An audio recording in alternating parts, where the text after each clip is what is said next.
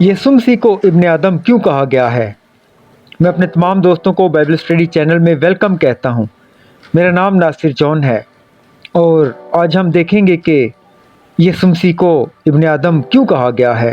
अनवान इब्ने आदम यीशु मसीह की तरफ इशारा करता है और इस हकीकत को उजागर करता है कि वो इंसान थे और ये इसलिए ज़रूरी था कि वो हमारी जगह अपनी जान की कुर्बानी दे सकें।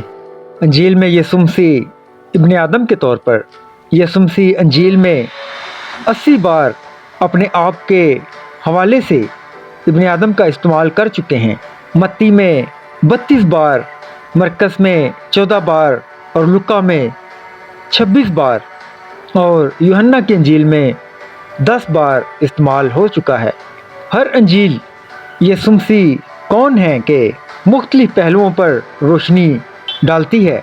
मत्ती ने यीशु मसीह को मसीहा के तौर पर पेश किया है और मुसीबत ज़दा खादम के तौर पर निशान ज़ाहिर किया है। लुका की अंजील में इब्ने आदम के तौर पर उनको पेश किया गया है और यूहन्ना खुदा के बेटे के तौर पर उनको पेश करते हैं। यीशु मसीह के दुनिया में आने की वजह दर हकीकत यीशु मसीह वो मसीहा हैं जिनका यहूदी कौम आदम और हवा के ज़वाल के बाद से इंतज़ार कर रही है और फिर इब्राहिम से खुदा का वादा भी है। यीशु मसीह खुदा के बेटे हैं और खुदा ने उन्हें दुनिया में भेजा ताकि बनी नौ इंसान के लिए निजात का रास्ता खोले। यीशु मसीह 100% खुदा थे, लेकिन इसके लिए कुर्बानी के तौर पर मरने के लिए ताकि इंसान को बचाया जा सके, उन्हें भी 100% इंसान बनना ज़रूरी था। लुका की अंजील, लुका रसूल अपनी अंजील में ज़ाहिर करने में बहुत ज़्यादा वक़्त सर्फ करते हैं कि यीशु मसीह वाकई इंसान है और इन चीज़ों को अपने अजीज़ों की तवज्जो में लाते हैं। यूहन्ना का तारुफ लुका अपनी खुशखबरी में यानी अंजील में यूहन्ना बपतिस्मा देने वाले के आने के बयान से शुरू करते हैं। जब्राइल के ज़रिए उसकी पैदाइश का ऐलान करते हैं और मसीहा के पेशरो के तौर पर उसकी ज़िंदगी के काम की पेशनगोई करते हैं। यीशु मसीह का तारुफ, इसके बाद वो अपने अजीज़ों को जब्राइल के नौजवान कुंवारी मुकद्दसा मरियम के बारे में बताते हैं जिनकी यूसुफ से मंगनी हुई थी और शादी से पहले रूह कुद्दस उन पर नाज़ल हुआ और मुकद्दसा मरियम के यहाँ बेटे की पैदाइश हुई जिसे खुदा का बेटा कहा गया। यीशु मसीह की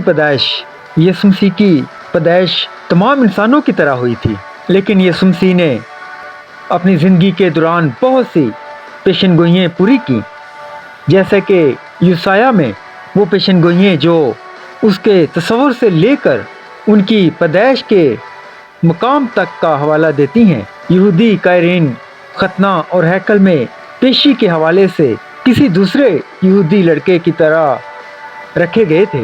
यीशु मसीह का निस्बनामा लुका 3 बाब में यीशु मसीह के अबाओ अजदाद की फहरिस्त देता है, जो इब्ने आदम खुदा का बेटा जिसका जिक्र लुका 3 बाब 38 आयत में है। और लुका रसूल अपने कायरीन के लिए इस बात पर रोशनी डालते हैं कि जी हाँ, यीशु इब्ने आदम है, आदम बल्कि खुदा का बेटा भी है। यीशु मसीह इंसान के तौर पर लुका की अंजील में बहुत से मकामात पर वो मुख्तलिफ मौज़ूआत को सामने लाते हैं जो यीशु मसीह को इंसान ज़ाहिर करते हैं। लुका 4 बाब में अपने बपतिस्मा के बाद वो बियाबान में जाते हैं और 40 दिनों का रोज़ा रखते हैं और लुका कहते हैं कि वो भूखा था। शैतान ने उसे एहसास दिलाया और इंसानी ज़रूरत को यीशु मसीह को आज़माने के लिए इस्तेमाल करने की कोशिश की। यीशु मसीह ने खुदा के कलाम के साथ इस आजमाइश और दूसरी 2 आजमाइशों पर काबू पा लिया। इब्ने आदम के तौर पर وہ ہمارے لیے ایک ایسے شخص کی مثال تھے جو آزمائے گئے پھر بھی بغیر گناہ کے، جس کا ذکر عبرانیوں 4:15 میں ہے۔ لوکا کی کتاب میں ہمیں یسوع مسیح کے دوسرے انتہائی انسانی احساسات کے بارے میں بھی بتایا گیا ہے، یعنی کہ تھکاوٹ، غصہ، ہمدردی، اداسی اور خوشی۔ پرانے عہد نامہ میں ابن آدم کا ذکر پرانے عہد نامہ میں ابن آدم کا ذکر 107 بار کیا گیا ہے۔ ان میں سے 93 بار ذکر حزقییل میں کیا گیا ہے، اور ان میں سب سے اہم دانییل کی کتاب 7 باب میں کیا گیا ہے۔ یہ اس وقت کے خاتمے کی پیشن گوئی ہے جب خداوند اپنے تخت پر بیٹھے ہیں۔ آیت نمبر 13 اور 14 میں ابن آدم یسوع مسیح کا ذکر کیا گیا ہے، جس نے اپنے صحیح مقام حاصل کیا اور اس کی بادشاہی ہمیشہ کے لیے قائم ہو گئی۔ اسے اختیار، جلال اور خود مختار طاقت دی گئی تھی۔ تمام قومیں اور ہر زبان کے لوگ اس کی عبادت کرتے تھے۔ اس کی بادشاہی ایک ابدی بادشاہی ہے جو ختم نہیں ہوگی، اور اس کی بادشاہی ایسی ہے جو کبھی فنا نہیں ہوگی، جس کا ذکر دانییل 7 باب 13 اور 14 آیت میں ہے۔ یسوع ابن آدم ہے۔ یسوع مسیح اکثر اپنے آپ کو ابن آدم کے طور پر حوالہ دیتے ہیں اور تسلیم کرتے ہیں کہ وہ خدا کے بیٹے ہیں۔